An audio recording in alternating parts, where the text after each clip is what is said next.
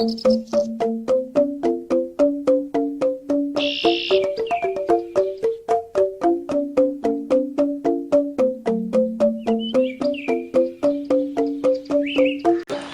Swastiastu. Bapak Kepala Dusun Singgasari, Akini Pak Bekel, dan beberapa tokoh masyarakat yang hadir pada hari ini. Titiang dari Lembaga Pemberdayaan Masyarakat Kabupaten Buleleng mengadakan salah satu kegiatan kopi break di Desa Selat berkaitan dengan budidaya porang Bali. Budidaya porang Bali ini pada prinsipnya sudah banyak di Desa Selat sudah melakukan upaya-upaya budidaya porang, penanaman porang. Partisipasi masyarakat cukup tinggi untuk budidaya porang di Desa Selat dan Desa Kayu Putih seputaran Kecamatan Sukasada, Kabupaten Buleleng, yang pada prinsipnya kita peningkatan ekonomi bersama masyarakat, bagaimana memanfaatkan lahan yang tidak produktif menjadi produktif untuk meningkatkan hasil pertanian. Pertama, kepada bapak-bapak semua yang ada di sini, saya perkenalkan apa itu porang. Porang adalah salah satu umbi-umbian yang memiliki nilai yang cukup tinggi. Itu nilai pasarannya cukup tinggi. Sejenis umbi-umbian ini sejenis ilas-ilas, suwak, walur, apa disebut dengan gule-gule dan lain sebagainya, yeh, ataupun orang Bali juga menyebut langsung. Tapi salah satunya yang kita bahas di sini pada bapak-bapak sekalian adalah porang. Ciri porang memiliki khas tersendiri. Umbinya seperti ini, Pak. Nah, seperti ini. Umbinya kuning. Jadi kalau bilas-bilas itu warnanya agak putih. Tapi kalau porang itu umbinya agak kuning. Ya, ini porang. Porang ini pada prinsipnya hidupnya di hutan. Menjadi porang liar lah. Di hutan Desa Kayu Putih ini banyak porang Italia. Ini patut dibudidayakan untuk peningkatan ekonomi produktif ke depan. Ada 11 manfaat porang. Kita bisa buka Google 11 manfaat porang. Pada prinsipnya porang itu bisa dipergunakan sebagai makanan pokok. Jadi cara budidaya porang sangat mudah. Budidaya porang ini sangat mudah. Bisa kita membudidayakan porang ini dengan cara menanam biji kata. Namanya ini biji kata. Kalau di luar porang tidak memiliki biji kata. Jadi hanya porang yang memiliki biji kata. Nah, biji katanya ini bisa dibudidayakan sebagai bibit porang yang berkualitas. Yang disebut dengan bibit yang berkualitas adalah salah satunya, contohnya adalah dia keras seperti ini. Sudah tua, sudah masa dorma, itu jatuh kita ambil sebagai bibit. Penanaman bibit ini yang paling bagus itu di bulan September. Di bulan September. Nah, sebelum bulan September bibit ini diangin-anginkan saja dulu, dicarikan angin, taruh di tempat yang tidak basah, nanti akan hidup sendiri dia. Bicara sistem pengembangan juga ada dari umbi yang sudah tua atau sudah masa dorma. Itu umbi itu dibersihkan dulu, dicuci, setelah dicuci dijemur, nanti akan keluar tunas. Setelah keluar tunas baru kita dilakukan penanaman. Ada juga penanaman melalui polybag.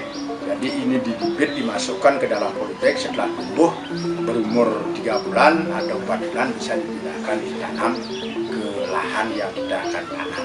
Kalau kita budidaya seperti itu yang kita bisa sampaikan.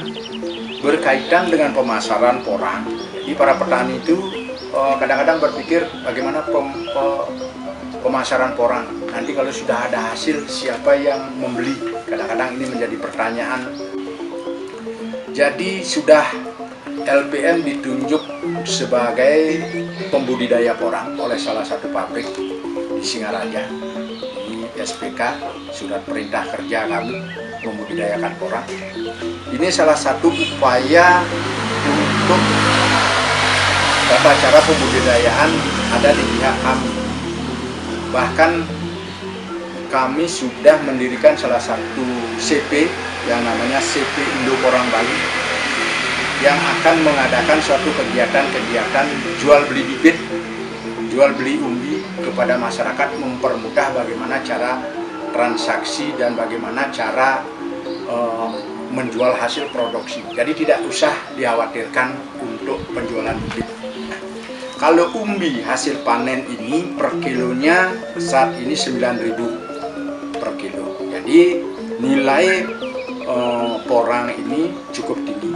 Karena kita lihat ke depan ini adalah bagaimana petani membudidayakan porang, karena di tengah-tengah COVID ini adalah beberapa sektor-sektor usaha, baik sektor pariwisata, sektor-sektor yang lain tidak begitu berjalan, tetapi di salah satu sektor pertanian yang paling unggul di antara umbi-umbian yang kita pasarkan ini adalah porang yang memiliki nilai tawar yang cukup tinggi. Demikian salah satu informasi kami berikan pada saat ini, kurang lebihnya kami nanti sampaikan dalam bentuk diskusi. Demikian dulu, saya akhiri dengan Pramasakti. Om Santi. Nah, itu aja dulu. Nah, untuk panen sebetul maduning, jadi 1 kilo apa itu dari kata atau bibit itu beda dalam tenggang waktu, hasil panen yang beda. Untuk kata ini 1 are itu 1 kilo berisi paling anggap saja sudah 200 biji. Dalam satu musim kata itu kalau tumbuh dalam satu musim paling beratnya setengah sampai 1 kilo satu musim. Agak begitu, satu musim begitu. Nah, yang perlu diperhatikan kapan kita bisa panen. Panen itu jangan di musim 1, musim kedua akhir. Itu pun ada masanya di bulan Juni atau Juli, musim panas. Jadi prediksi asumsi kita di musim kedua dari kata ini bisa berat 2-3 kilo di musim kedua di saat upah. Dan kenapa harus bulan Juni Juli? Tujuannya agar umbi ini kadar airnya berkurang. Dan pabrik tolak kalau kadar airnya tinggi. Misalnya sebenarnya mungkin pas musim upah April, dan itu kadar airnya tinggi. Sebaiknya biar nilai jualnya tinggi, biarlah panenlah di musim panas. Paling bagus bulan Juli dan kepanen. Nah, maka kadar airnya berkurang, juga dia lebih cukup tua. Dan nah, makin sementara ini ngampun. Kalau 1 kilo isinya 200, beratnya 2 kilo saja asumsinya berapa nih? 200 kilo. Kalau sekarang harga 8.000 per kilo, ini ngampun. Cuma pun nikah. Jadi 1 kilo nilainya berapa? Ya, kalau 1 kilo 200 kali 2 kilo jadi 400 pada per kilo kali 8.000 3,2. 3,2 juta per kilo. Per hari isinya 2 kilo.